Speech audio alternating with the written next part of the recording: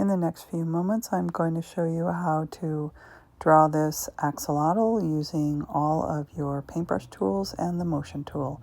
I started with a black background and a white pencil just to rough in the shape.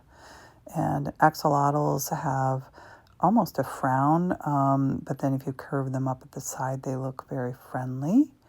That's sort of the lizard type amphibian shape of the mouth. Anyway, you see I shape everything here and size it down just a little bit so it all fits inside of my canvas.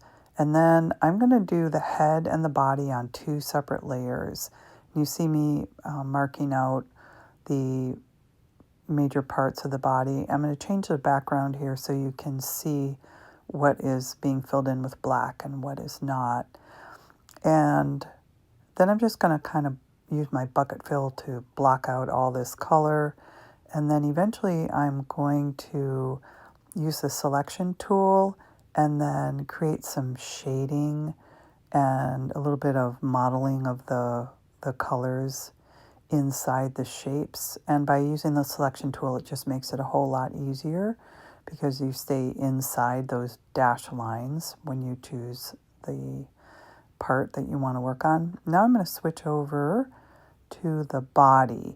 And if you notice, I drew the neck up into the head area because this is on a different layer and I want these two parts to the head and the body to move separately. And so I need a little bit of an overlap area, and that's why I drew the neck up into the head area.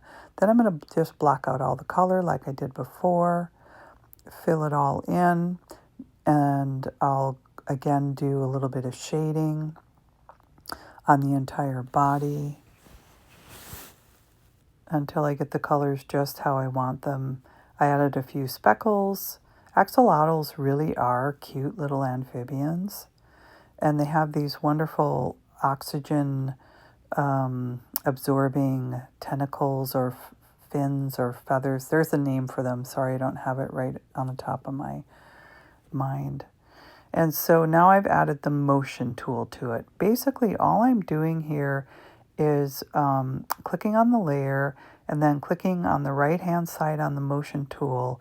And then you click path in the middle, and there'll be a second button that appears next to it, and it is the effects button. And I'm doing more effects than I am doing pathways on most of what you're seeing so far. And the effect that I'm using is a sway effect, and it's under the rotate tab on the side of the effects dialog box. And basically everything I've done so far is simply using the sway, a little bit of growing and shrinking. I'm not sure those are moving faster because I've got this speeded up, but you'll see when I do it slow at the end that the motion works pretty well. I played around with it quite a bit. And then eventually here I'm going to switch over and I'm going to start drawing things with a pathway. And so here I'm making a green wave. It takes me a little bit to get the colors right on this because I had it on a transparency layer. There, I found the color finally. Clean up the wave. I'm going to enlarge that wave, and then I'm going to make it a little more transparent. And then I'm probably going to start adding motion pathways when I do the bubbles. Yeah, here we go. Here's one little bubble. There's a motion pathway. I added multiples in the effects, and then I also added a scatter to the effects. And then I did a couple more layers with different bubbles, and each of them I multiplied and scattered them, and I made them more random.